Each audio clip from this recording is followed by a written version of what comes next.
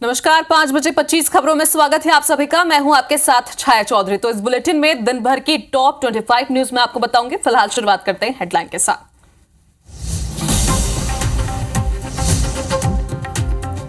एक देश एक चुनाव को मोदी कैबिनेट ने दी मंजूरी, जल्द संसद में पेश हो सकता है बिल।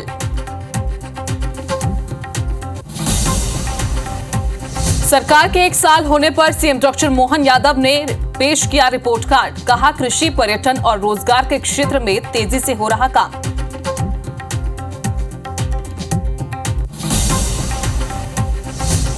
सीएम साई ने 1 साल का रिपोर्ट कार्ड किया पेश, योजनाओं से जुड़ी पुस्तक विष्णु की पाती का विमोचन, कहा हमने हासिल किया जनता का विश्वास। नारायणपुर में जवानों को बड़ी सफलता, मुठभेड़ में 7 नक्सलियों को किया ढेर, सभी के शव बरामद, सीएम साई ने जवानों को दी बधाई। कवर्धा लोहारेडी कांड में जांच जारी, हाईकोर्ट के आदेश पर कब्र से निकाला गया कचरू साहू का शव, दफनाने के 85 दिन बाद दोबारा पोस्टमार्टम।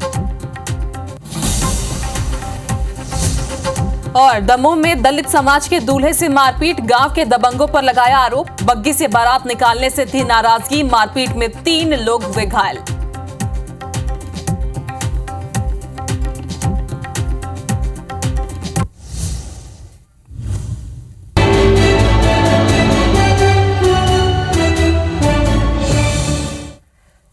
तो बुलेटिन की शुरुआत बड़ी खबर के साथ। राजधानी रायपुर से बड़ी खबर है, राइस मिल संचालकों ने असहयोग आंदोलन शुरू कर दिया है। धान उठाव नहीं करेंगे और 2500 से ज्यादा मिल संचालक ने यह फैसला लिया है। प्रदेश भर के मिल संचालकों की बैठक में यह निर्णय लिया गया है। कैबिनेट मीटिंग के बाद भी मांग पूरी नहीं होने पर यह आंदोलन का रुख कर रहे हैं। भुगतान करने और दूरी के हिसाब से भाड़ा देने की मांग की जा रही है। रायपुर में आयोजित मिल संचालकों की यह बैठक थी जिसमें फैसला लिया गया। संदीप शुक्ला हमारे साथ फोन लाइन पर जुड़े हुए। तो संदीप, ये पहली बार नहीं है जब राइस मिल संचालक आंदोलन की राह पकड़ रहे हैं, इससे पहले भी इन्होंने आंदोलन की बात कही थी। अब क्या मांग है इनकी? देखिए, राइस मिल संचालक वैसे भी हड़ताल पर थे। उसके बाद जब कल कैबिनेट की बैठक हुई तो इन्हें उम्मीद थी कि इनकी मांगों को लेकर प्रस्ताव रखा जाएगा और उस पर चर्चा करके सकारात्मक निर्णय आएगा, लेकिन कैबिनेट की बैठक में भी इन्हें कुछ मिला नहीं। आपको बता दें कि इन्हें साल 22-23 और 23-24 का भुगतान नहीं किया गया है। ये दोनों साल के भुगतान की बात कर रहे थे। दूसरा आपको उदाहरण बता दें कि जब धान का उठाव होता है और चावल वापस करते हैं तो रायपुर से रायपुर का भी जिन्हें 14 रुपए क्विंटल आने जाने का मिलता है, धमतरी का भी उतना मिलता है, जगदलपुर का भी 14 रुपए मिलता है। मतलब अब ये समझिए कि दूरी कितनी भी हो, भाड़ा जो है वो फिक्स है 14 रुपए पे, एक तरफ का 7 रुपए। तो ये कहीं काफी अव्यावहारिक है, क्योंकि जो जगह काफी दूर है ये मांग करते हैं कि जो उसका भाड़ा जो है दूरी के हिसाब से होना चाहिए। और तीसरी बात यह है कि इन्हें दबाव देकर बैंक गारंटी बनाकर तुरंत बिलिंग का जो है दबाव डाला जा रहा है। इनका ये कहना है जब 2 साल से सरकार ने भुगतान नहीं किया है तो मिल संचालक आखिर बिल अपनी चलाएगा कैसे। और दूरी वाली जो बात है वो देखिए सुनने में भी काफी अव्यावहारिक लगती है भी, क्योंकि 200 किलोमीटर दूरी का भी वही भाड़ा है और 20 किलोमीटर का भी वही भाड़ा है, जबकि जो केंद्र सरकार है उससे पूरा पैसा मिलता है। इनका कहना है कि राज्य सरकार उस पर कटौती कर देती है। तो इनका सीधा कहना है कि अगर इनकी मांगे पूरी नहीं होंगी तो ये असहयोग आंदोलन जारी रखेंगे। मांग तो ये कर रहे हैं पिछले बार की तरह ही। अब देखने वाली बात होगी कि सरकार का क्या रुख होता है। फिलहाल आप नजर बनाकर रखेगा। शुक्रिया। इधर केंद्रीय कैबिनेट से एक देश एक चुनाव लागू करने के विधेयक को मंजूरी मिल गई है। सूत्रों के हवाले से खबर है कि अगले हफ्ते बिल को संसद में पेश किया जा सकता है। सरकार इस बिल पर आम सहमति बनाना चाहती है, लिहाजा संसद से बिल को चर्चा के लिए जॉइंट पार्लियामेंट्री कमेटी यानी कि जेपीसी के पास भेजा जाएगा। जेपीसी इस बिल पर सभी राजनीतिक दलों के प्रतिनिधियों के साथ चर्चा करेगी। इस बिल को लागू करने के लिए राज्यों से सहमति की जरूरत नहीं होगी, लेकिन अगर स्थानीय निकाय चुनाव को लोकसभा और विधानसभा चुनाव के साथ करने का प्रस्ताव आता है तो उसे कम से कम 50% राज्यों के विधानसभाओं से मंजूरी की आवश्यकता होगी। इधर कांग्रेस नेता राहुल गांधी गुरुवार को हाथरस रेप पीड़िता के परिवार से मिले। उन्होंने 45 मिनट तक परिवार से बातचीत की है। राहुल ने अचानक दौरे का प्लान बनाया। सुबह 7 बजे दिल्ली से हाथरस के लिए वो रवाना हुए और इसी साल 2 जुलाई को लड़की के पिता ने राहुल गांधी को चिट्ठी भी लिखी थी। इसमें कहा था कि 4 साल से कैद में हूं, ना ही कोई रोजगार है और ना ही रोजगार के लिए कोई बाहर जा पा रहा है। सरकार ने वादे भी पूरे नहीं किए।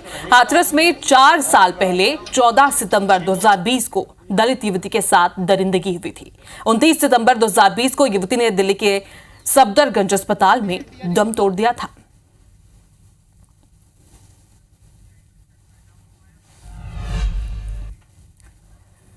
इधर लोकसभा में टीएमसी सांसद कल्याण बनर्जी के आपत्तिजनक बयान पर जमकर बवाल मचा हुआ है। कल्याण बनर्जी ने केंद्रीय मंत्री ज्योतिरादित्य सिंधिया पर निशाना साधते हुए कहा कि आप हैंडसम हैं, राजघराने से आते हैं। इसका मतलब ये नहीं कि कुछ भी कहेंगे। कल्याण बनर्जी यही नहीं रुके, इसके बाद भी निजी हमले उन्होंने किए, जिसके बाद पलटवार करते हुए केंद्रीय मंत्री ने कहा कि अगर परिवार के बारे में कुछ कहा जाएगा तो बर्दाश्त नहीं होगा।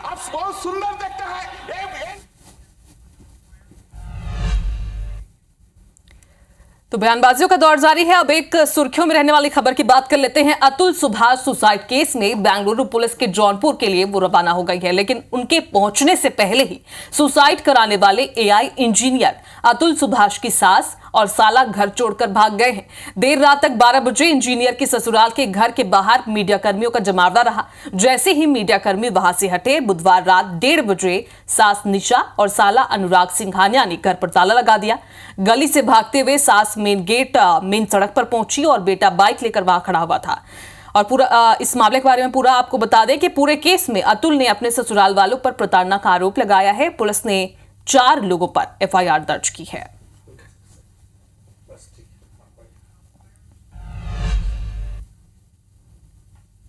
इधर बांग्लादेशी घुसपैठियों के खिलाफ एक्शन जारी है। दिल्ली के एलजी ने डीजीपी को चिट्ठी लिखी है। एलजी ने डीजीपी को कार्रवाई का आदेश दिया है। दिल्ली के कालिंदी कुंज पुलिस पहुंच गई है और लोगों के दस्तावेज खंगालने में पुलिस जुटी हुई है।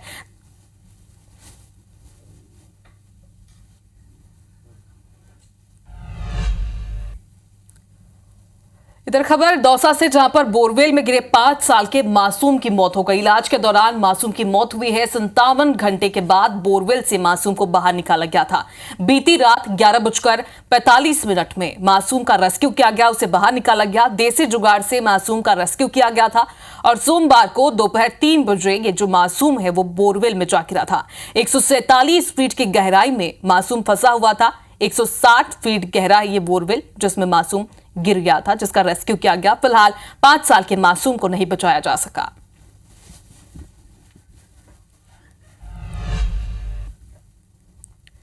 इधर जम्मू कश्मीर, हिमाचल से लेकर राजस्थान तक कड़ाके की ठंड की वजह से पारा लगातार गिर रहा है।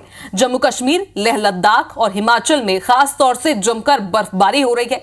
पूरा उत्तर भारत बर्फ की सफेद चादर में ढका हुआ है। तस्वीरें आप देखिए। बर्फबारी को एंजॉय करने पर्यटक भी काफी संख्या में पहाड़ों पर निकले हैं और खूब एंजॉय भी कर रहे हैं। ये माउंट आबू की तस्वीर है राजस्थान की, जहां पर बर्फ की चादर बिछी हुई दिखाई दे रही है। तो ये 4 अलग अलग तस्वीरें बांदीपुरा कश्मीर की, जहां पर पर्यटक भी आपको दिखेंगे एंजॉय करते हुए। दूसरी तस्वीर सिरोही राजस्थान की है, राजस्थान में भी बर्फबारी हो रही है।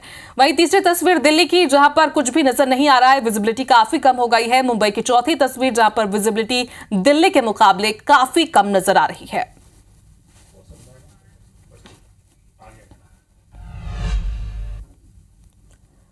और इसी बीच राजधानी रायपुर से आपको बड़ी खबर बता दें, आईपीएस जीपी सिंह फिर से सेवा में बहाल कर दिए गए हैं। गृह विभाग ने आदेश जारी किए हैं। तो राजधानी रायपुर से बड़ी खबर, आईपीएस जीपी सिंह फिर से सेवा में बहाल कर दिए गए हैं। गृह विभाग ने इसके लिए अब आदेश भी जारी कर दिए गए हैं।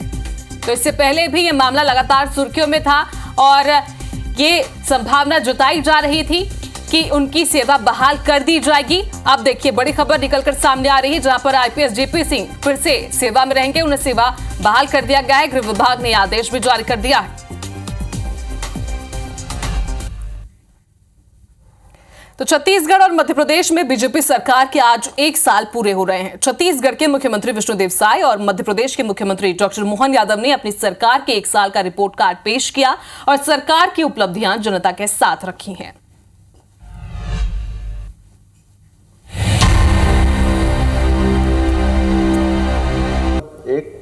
29 लाख बहनों को अभी तक 19,212 करोड़ रुपया हमने राशि का अंतरण किया है। आपकी जानकारी, जब से सरकार बनी थी सब कह रहे थे कि भाई ये चल नहीं पाएगी, ये लोड पड़ेगा, फाइनेंशियली तकलीफ है, ये हो नहीं पाएगा। हमने ये बात जरूर मानते हैं कि इसका लोड पड़ रहा है, लेकिन लोड पड़ने के साथ साथ सरकार आय के साधन बढ़ाती जाए। आज 70 लाख महिलाओं को प्रति महीना महतारी बंधन योजना में 1-1 हज़ार रुपया उनके खाते में देने का काम कर रहे हैं।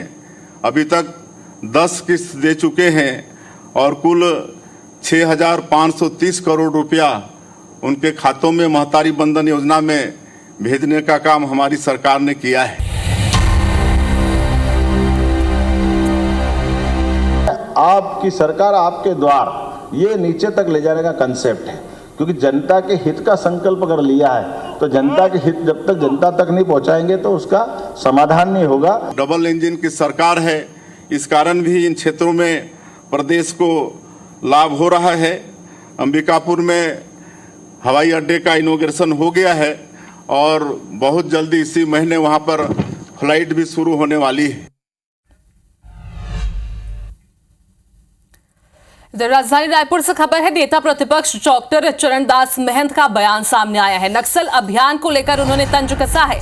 भाजपा सरकार ने अब तक वाहवाही लूटी, ये चरणदास महंत का कहना है। आगे उन्होंने कहा कि नक्सल क्षेत्रों में महिलाओं का गला रीता जा रहा है। नक्सल मोर्चे पर कानून बना रखे हैं, वो काम नहीं आ रहे हैं। केंद्रीय गृह मंत्री बार बार आते, समझाइश देकर चले जाते, लेकिन फिर भी काम नहीं हो पाया। तो बड़ा सवाल उन्होंने उठाया, सरकार पर भी तंज भी कसा है। नक्सलियों को अगर खत्म कर पाएंगे तो तारीफ करेंगे। मेरे ख्याल से 37,000 करोड़ तो ले चुकी है अभी तक। आने वाले दिनों में कितना लेगी पता नहीं। कैसे वो सपने देखते हैं, कौन सपने दिखाता है, किनके सपनों पे चलते हैं, अभी तक तो हम लोग समझ ही नहीं पा रहे हैं। विष्णुदेव साय जी की सरकार है, किनके निर्देश पर चल रहा है, नागपुर से चल रहा है कि उप मुख्यमंत्रियों से चल रहा है कि ओपी चौधरी साहब चला रहे हैं, अभी तक हम लोगों को समझ नहीं आ रहा है। चलिए आपको सीधे ले चलते हैं अलीराजपुर, जहां पर सीएम डॉक्टर मोहन यादव पहुंचे हैं छकतला में और सोंडवा उद्वहन सिंचाई परियोजना का भूमि पूजन करने के लिए वहां पर पहुंचे हैं। तो 1732 करोड़ रुपए की लागत से यह भूमि पूजन किया जाएगा और इसके साथ ही सीएम डॉक्टर मोहन यादव जनसभा को भी संबोधित करेंगे। तो ये लाइव तस्वीरें अलीराजपुर के छकतला से।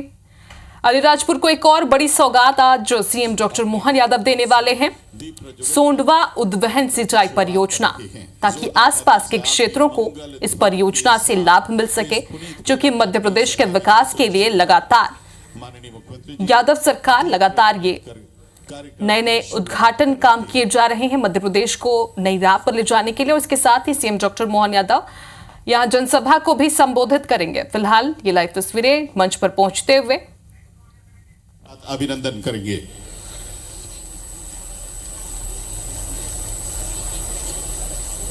लाइव तस्वीरें देखिए, हर बार की तरह अलीराजपुर में भी आदिवासी संस्कृति की झलक आपको देखने को मिलेगी, जहां पर उनका सम्मान किया जा रहा है। सीएम डॉक्टर मोहन यादव को एक जैकेट भेंट किया गया है, आदिवासी झलक है ये मध्य प्रदेश की और छकतला की खास पहचान, जिसे सीएम को भेंट किया गया। उसके पहले भी दीप प्रज्वलन की तस्वीर भी आप देखिए, जब मोहन यादव मध्य प्रदेश के मुखिया मंच पर पहुंचे थे, सबसे पहले उन्होंने दीप प्रज्वलन किया और अब जाकर सीएम का वहां पर सम्मान करने के लिए जितने भी बीजेपी कार्यकर्ता हैं, जनप्रतिनिधि हैं, वो पहुंचे हुए हैं, उनका सम्मान किया जा रहा है। नर्मदा घाटी विकास विभाग आदरणीय श्री जॉन किंग्सले जी, बहन प्रियंका तोमर के हाथों बनी इस क्षेत्र की पारंपरिक पिथौरा कला की पेंटिंग माननीय मुख्यमंत्री जी को बहन प्रियंका भेंट कर रही हैं।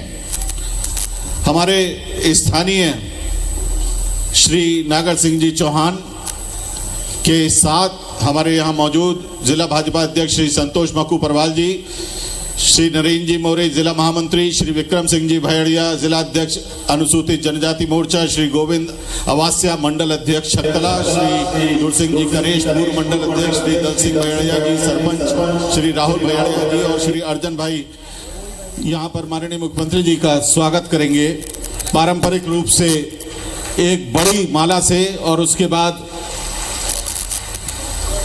माननीय मुख्यमंत्री जी को पारंपरिक आदिवासी तीर कमान भेंट करेंगे। दल सिंह सरपंच, दुर सिंह पटेल, जवान सिंह सरपंच, गोविंद भाई, गणपत रावत, देवेंद्र सरपंच, परसू सरपंच, सकरिया सरपंच, राम सिंह दादा, राहुल भैड़िया, लोकेश सरपंच और पप्पू मंसूरी। और स्वागत की इस आत्मीय श्रृंखला को हम यहीं विराम देना चाहेंगे, क्योंकि हम माननीय मुख्यमंत्री जी को सुनना चाहते हैं। और सर्व समाज की ओर से आज छकतला में स्वागत संपन्न हुआ। स्वागत भाषण से करो। हाँ, स्वागत भाषण से। अब स्वागत भाषण के लिए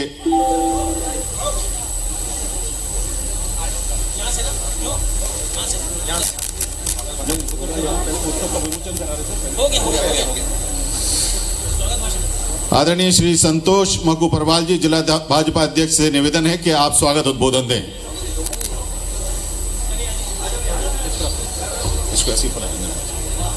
भारत माता की, भारत माता की। आज बड़ा गौरव का विषय है, हमारे बीच सोंडवा उद्वन सिंचाई परियोजना के भूमि पूजन में हमारे प्रदेश के लोकप्रिय यशस्वी मुख्यमंत्री सम्माननीय डॉक्टर मोहन यादव जी, मंच पर उपस्थित सम्माननीय मध्य प्रदेश शासन के मंत्री और इस क्षेत्र के लोकप्रिय विधायक सम्माननीय नागर सिंह चौहान जी, क्षेत्र की लोकप्रिय सांसद बहन अनीता चौहान जी, सम्माननीय मंच, आज इस शुभ अवसर पर